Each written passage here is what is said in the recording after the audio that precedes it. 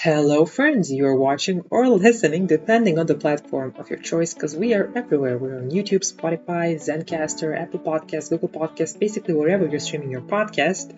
So you're watching or listening the Green New Perspective, hopefully your go-to place when you want to learn about innovative tech aimed at combating climate change and about growth marketing strategies. This episode is sponsored by New Perspective, a Boston-based marketing agency working with climate tech clients for over 20 years now. If you want to find out more about our sponsor, check out the links in the description of this episode. My name is Dunya. I'm the host of this podcast, and I'm guiding you through the conversations with experts from all over the climate tech space.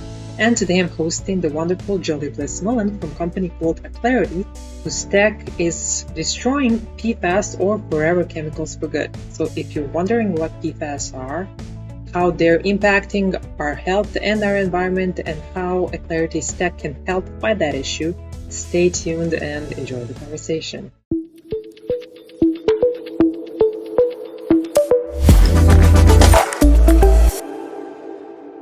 Hello, Julie, and welcome to the Green New Perspective podcast.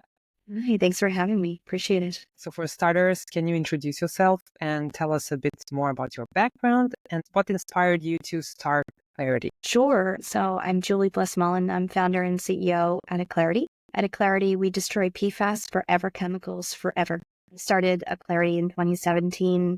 I was working on a PhD at the time at the University of Massachusetts at Amherst. Previously, I did some work with the US EPA. Was with them for a couple of years in drinking water, and I learned about PFAS. Now, PFAS, they stand for in polyfluoroalkyl substances.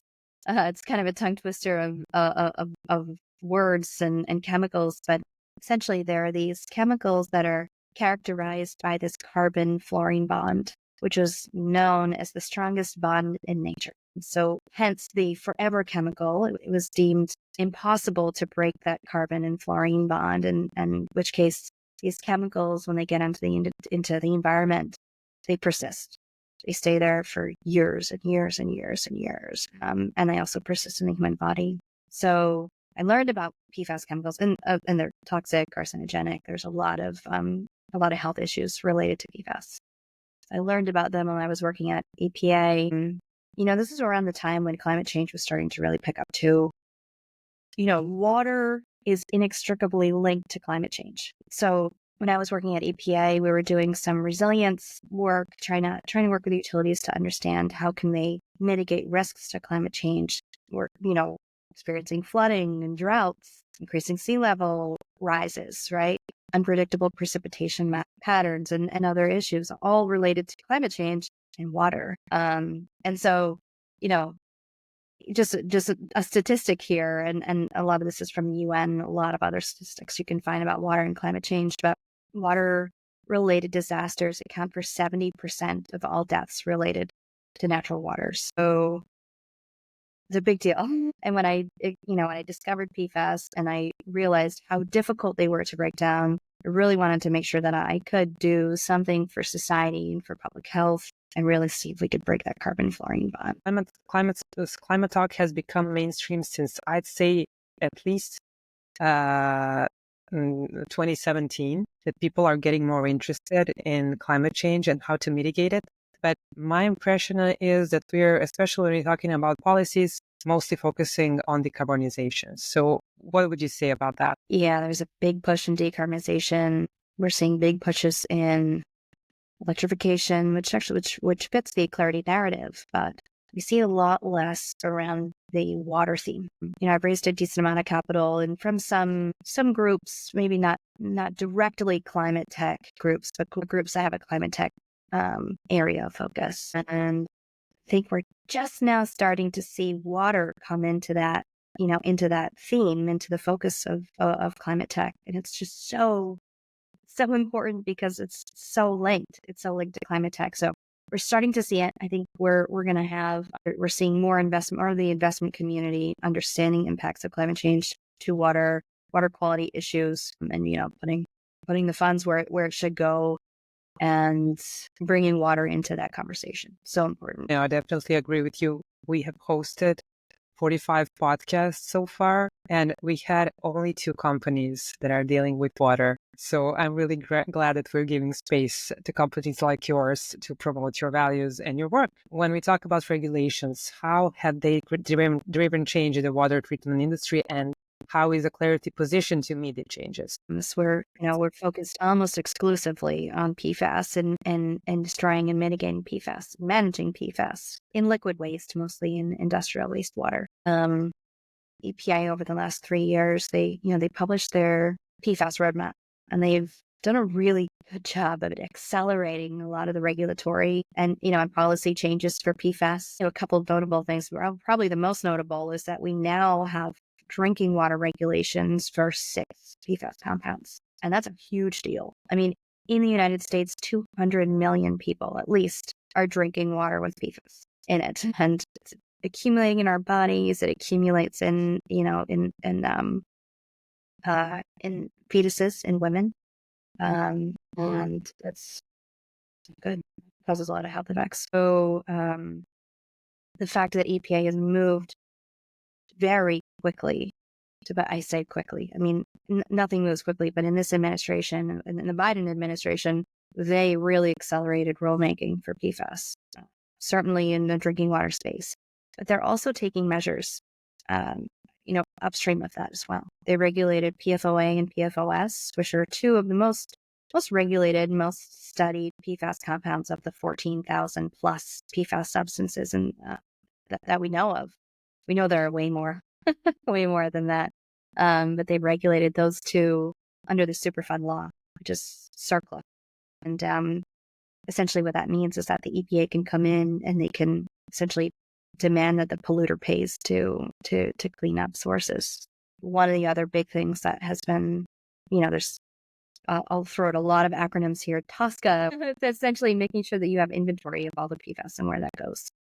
It's all accounted for, which is really important. So we know where PFAS is. There's a lot of work going on to designate some of these substances as hazardous from a discharge perspective as well. When I say discharge, I mean if there's PFAS in wastewater, it needs to be discharged into the sewer or into a local stream, or right to the wastewater treatment plant through a sewer. That those substances are counted as hazardous. And so we're working to get there from the RCRA side. And then there's also Clean Water Act, which is a really big one. And that essentially allows the states to regulate PFAS to become discharged. And that's through these permits.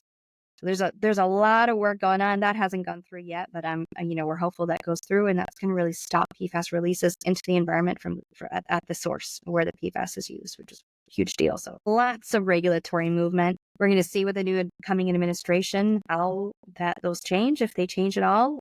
We've seen a lot of bipartisan support for PFAS regulation, and we're really hopeful it keeps going for the sake of human health. And who are the biggest polluters when it comes to PFAS? Or which industries? Well, if you follow the PFAS cycle, PFAS is manufactured. It's a human-made substance, it's manufactured, and it's really critical in a lot of industries, like semiconductor industry, medical industry, a lot of other industries use PFAS, and I say it's everywhere. I'm wearing a Patagonia jacket because Patagonia has divested from PFAS. A lot of others have tried to divest from PFAS where it's not necessary. All this to say, there's PFAS in a lot of things that we interact with every day. It's made at a chemical facility, and then it's a supply chain thing, right? So, the people who are making the rub that that's right below me, they likely use PFAS to spray on the rub to make it fire and water resistant. And so it's then it also leaches out from the wastewater at the textile facility. A lot of these substances and the materials that they're on are consumables. So they'll make it into the home. We find PFAS a lot in our dust. I have 3 children. They're young. And they're playing on the couch, on the carpet, everywhere. They've got, we try to stay away from popcorn boxes, or like popping popcorn. There's a lot of PFAS in there. There's some pizza boxes everywhere, right? Where does it go? in the end, we throw all these things away and it goes to a landfill. A lot of PFAS ends up at the landfill. There have been studies out there that estimate about 50% of PFAS that's in the environment accumulates at landfills, because that's essentially where it all goes to, end of life.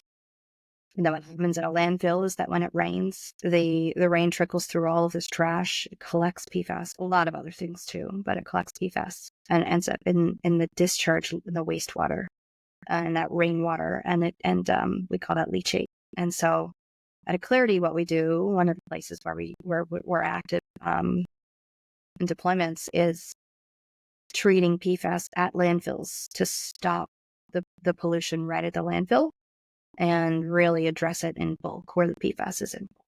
So that's where we feel like we're making a big impact there, and there's a lot of drivers in the industry to stop that pollution from the landfills. Are you collecting the water, that wastewater leakage from the landfill? How does that work? Yes. So a lot of the landfills that we work with collect their leachate. Again, it's that nasty wastewater that comes from the landfill. And then we pump it right from a holding tank right into our system. Sometimes we'll work with other technology providers. A newer one that's become really popular is a technology called foam fractionation. It's a fancy way of bubbling bubbles through the leachate and collecting a foam layer. So a foam layer gets on top, and a lot of PFAS concentrates into the foam layer, and they basically vacuum out that foam layer, and we take that and we destroy the PFAS inside of that foam layer. So we stop it. Again, we stop all the PFAS from being discharged into the environment or down to the wastewater treatment plant, where it then is discharged into the river. So we stop there. We also work with other upstream providers, like membranes, reverse osmosis membranes, for example. A lot of partnerships on the technology provider side. I have to say, nice to hear that you at least get to destroy some of the PFAS from landfills. Feel a bit optimistic after that whole story about ingesting and drinking all of that forever chemicals. But when we talk about the broader market for water treatment, where do you stand, and how do you differentiate your approach from other companies that are dealing with water treatment? Yeah, we have direct competitors. There are certainly others who are exploring and becoming commercial in PFAS destruction. We've led that pack, which is a great place to be, but it's also really good to have competitors. It shows that this is a growing market, and there's so many PFAS problems out there that we all need to be supporting each other and getting out there and destroying PFAS so it's gone forever. When we're destroying PFAS, or when we're let's say we're competing for a bid, right, at a customer site, those customers are looking at our direct competitors, but more likely we're being compared to some more conventional ways to capture PFAS or to store it. So you could capture PFAS using activated carbon. It's sort of like what's inside of a Brita filter, but on a big grand scale. So there's some carbon and other types of media that can capture PFAS. It's almost always an economic play. Is that most economic? Is destroying it with Aclarity most economic? There's some other really simple solutions that a lot of our customers look at. One of them is burying the PFAS waste in a deep well, literally just dumping it into a deep well. Others will concentrate it, so there's a lot of PFAS in a small volume, and then they will add cement to it. It hardens, there's a concrete block, and then they bury that block, right? So there's some very simple, they actually end up being pretty laborious, but but there are some simple ways that the industry, gets rid of PFAS today. And in the end, it comes down to risk. Who's going to mitigate the risk the best, and who's also going to save the company money? Those are tried and true value propositions, but that's how we're compared. We're finding that we can be economic, which is fantastic, right? That's fantastic. And we're significantly reducing risk for customers. So they're starting to go into the destruction. Big portion of our audience here at the Green New Perspective podcast are companies, climate tech companies that are having challenges in scaling up from pilot project to a full-scale commercial deployment is no small task. So what marketing challenges have you faced during this process, and how have you addressed them? From a marketing perspective, we've identified some really good product market fit opportunities, but we're still testing one. Truly, like, developing hypotheses calling potential customers, understanding their buying needs, understanding what the true value proposition is and how we sell to those customers and to those segments. I think we're going to have that challenge for quite some time because PFAS is everywhere. And I talk to my team all the time, it's everywhere. And when we try to understand what other markets do we want to get into, maybe where haven't we done a whole lot of testing, or maybe we've done a lot of testing, but we just haven't, in representative waters, but we haven't really had a fair amount of conversations with a specific segment in the market. We need to be really clear about what our value proposition is. We also need to be really focused because, as I said, PFAS is everywhere. So it doesn't mean that we should go in my, if I have PFAS and I don't, thankfully, but if I have PFAS in my backyard, right? I mean, this could be real. If I lived close to an area that had discharges from PFAS, we could say, hey, let's go in the back of Julie's backyard and let's treat there. Would that make sense? Now, I'd love that if it was the case, but right, we need to be super focused, super focused. We need traction matters and revenue matters. And so, when we go to market, we go to market in landfills, we go to market in a couple other verticals, and that focus is incredibly important. Then, in building collateral and figuring out exactly how to market, are we doing pay-per-click ads? Are we doing, we post on LinkedIn a lot. We do a lot of work with research groups. We're getting a little bit more into PR and using that as a marketing tool, with reporters and whatnot. Got a lot. There's so much we can do with a limited amount of resources. That's where we're a startup, right? And then on the scaling side, on the technology side, we have systems that are working and deployed, and we're always coming up with ideas for how to make our systems better. And that's incredibly important. But it's a push and a pull, because some of the team may say, we've got a new process we're thinking about developing to improve transport of PFAS, or maybe to improve reactor flow. There's so many ways. There are, honestly, like probably 30 very high list things that we can do to make our systems better. But we have to pull it back every now and then and say, listen, we have systems that work. Let's focus on maybe making slight improvements on these existing systems, and get our ideas for, Mark 3, Mark 4, Mark 5 on paper as we grow and as we expand our supply chain, grow our inventory and whatnot, but not go so fast and make so many changes that we don't need to iterate as fast as as sometimes we feel like we need to. Right. So that's a scaling issue.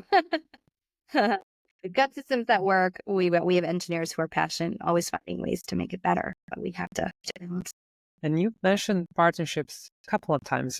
So are there any partnerships that you would like to share with us that are going to happen in the future or are already in the making?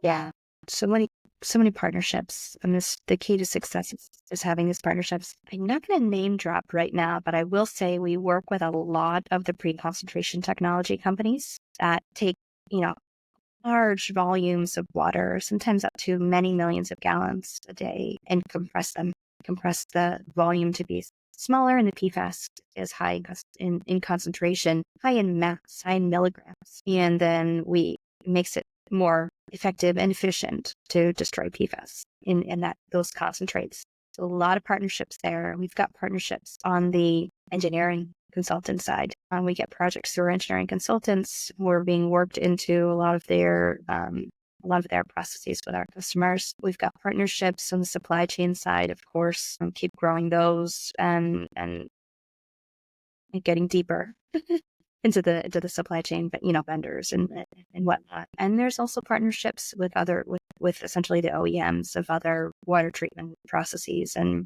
even outside of water treatment, as we look to expand our sales channels, selling in through them, and eventually through an acquisition as well. So lots of partnerships. Of course, and then I get into partnerships on the investment side, and there's just it's just so critical. It's so critical to keep those partnerships active. You have mentioned the, let's say, uncertainty that you feel about the new administration, and I've heard a lot of panic in this climate tech space related to that.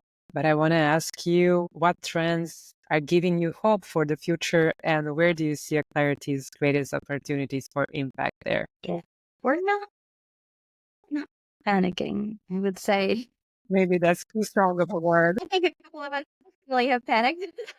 I think that the new administration is going to change our go-to-market strategy slightly. There's going to be more of an emphasis on working with states who are more proactive in addressing climate change, addressing water quality issues. We've heard, mixed signals from the new administration around how they feel about clean water and PFAS specifically. President-elect Trump has said that he is going to have the cleanest air and the cleanest water in the world, while also saying that he's also going to roll back some policy. And so I don't know, how is that going to happen? I'm not quite sure. That being said, there have been some track records of some of those that he's appointed to supporting PFAS and supporting water initiatives, and we're hopeful that moves forward.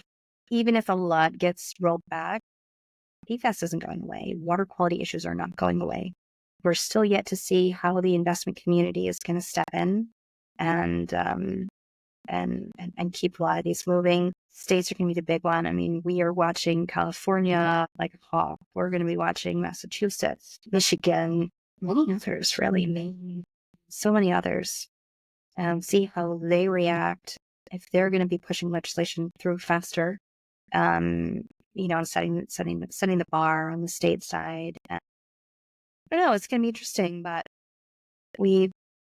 our customers are doubling down to say that they're still committed. I mean, I've just talked with a fair amount over the last 2 weeks, and they're doubling down on making sure that PFAS is not emitted into the environment. That's really critical and commendable. So I'm not panicking. I'm definitely watching it very closely from a business perspective. No, I apologize. Maybe I shared a strong word here. Maybe not panicking, but yeah, not being too optimistic about what's been shared so far. Let's say it that way. Well, I mean, I hear you that there's a lot of panic. I don't think panic is the wrong word. I think it really is the right word, because there is a lot of panic in the climate tech space. Yeah. Well, there's a lot of panic going on. I think there's a lot less panic on the water side. That being said, there's so much ambiguity, and we just don't know if, some of the 2025 is going to come through, and there's uncertainty. That's true. Yeah. That's true. For the entrepreneurs that are facing similar challenges in clean tech, particularly around scaling, what advice would you give them along this journey? For scaling, it's so important to understand our customers intimately and understand what their buying needs are, what's going to make them buy. And this is something we've struggled with. Quite frankly, we've really struggled here and trying to understand which customers need PFAS description, or that's my perspective, right? But anybody else, which customer needs to solve the problem that you're solving, and that's listening to your customers, making changes to the product from their perspective is critical. The most important thing that we've done, maybe not the most important, but very, very high up there, is having really good relationships with the industry and with your customers. And there have been times when we've been on customer sites and we're panicking, right? We're like, oh no, we're like, something's not working, but if we're trained, safety first, we're trained for safety up, down, and sideways. And we're always working to get better on our safety culture and whatnot. But having confidence in the field is really important. And then communicating proactively with customers and being easy to work with is so important. There are so many failures that happen in the field, and they're hopefully we experience failures in the field, and they're expected as you scale. But if you have that confidence and that trust, if the customer has confidence and trust in you, it's going to go a whole lot easier than if they don't. That's, I would say, is a really, really important thing. The one thing we've done really well, but it's so important to keep our customers happy, confident, and keep that trust. That's not a small task when we're talking about innovative tech. Hardware, it's hard. It's hard to build. It's hard to deploy.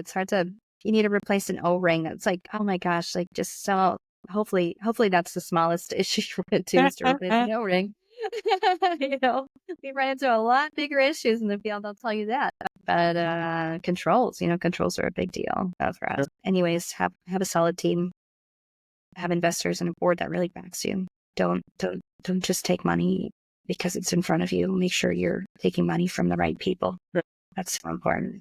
You're big too. Yeah. And lastly, hopefully this conversation has influenced some of our listeners to explore more on what you do and maybe get in touch with you. So if they want to do that, where can they contact you, mail you, DM you? Sure. I'm on LinkedIn all the time, probably on average 15 minutes a day. Some days it's a couple hours a day.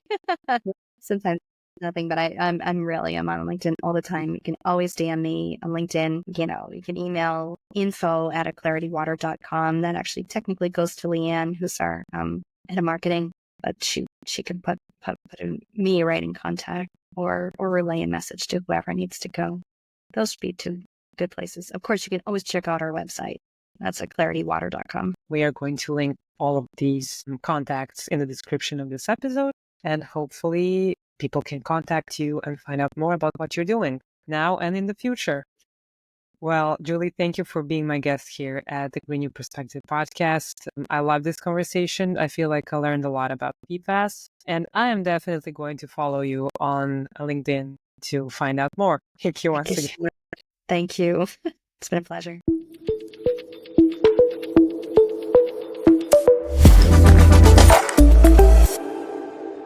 Thank you for tuning in to Green New Perspective. This podcast is proudly sponsored by New Perspective.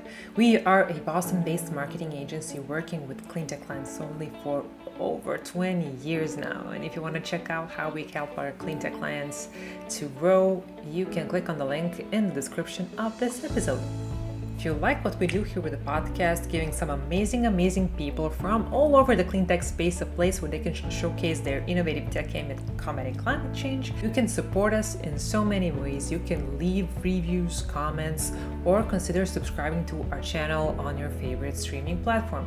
We've noticed that around 75% of you who are regularly watching our show are not subscribing. So just by hitting that subscribe button, you could help us to grow, to get even more people from the climate tech space and create additional content. So please consider doing that. Thank you in advance. And of course, thank you for tuning in to this episode, and hopefully I'll see you in the next one. Bye.